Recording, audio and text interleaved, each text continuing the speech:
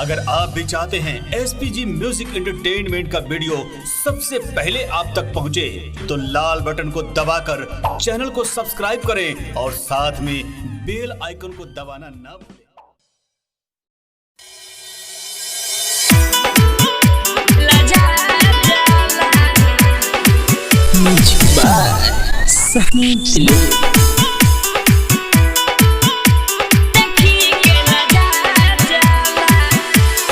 Goswami digital recording studio Sheohar. सेजिया पड़सैया बरफ नियन ठंडा जाला सेजिया पड़सैया बरफ नियन ठंडा जाला जब चोली खोली रे सखी देखी के लजा जाला जब चोली खोली रे सखी देखी के लजा जाला।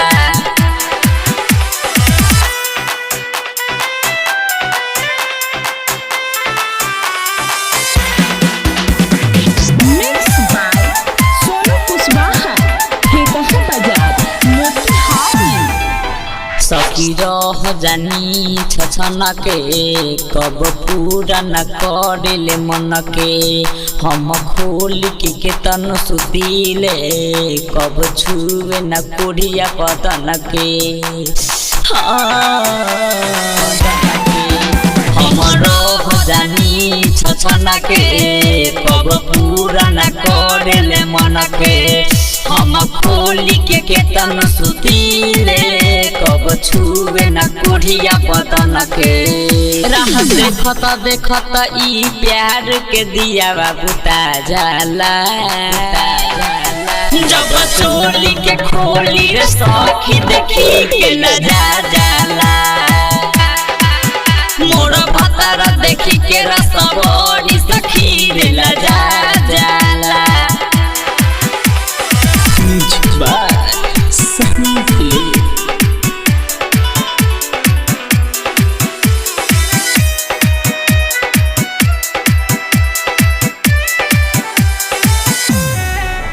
बाबू साहेब हमें नयावे हमें प्यार देवे लतर पावे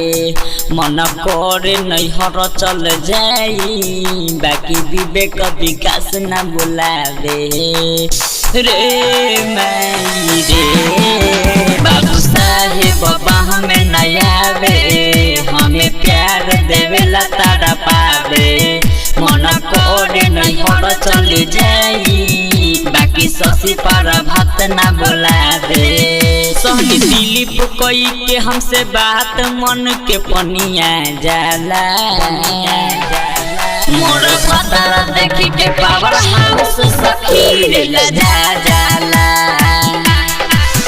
जब चोली के खोली रे सखी देखी के लजा जाला। Goswami digital recording studio.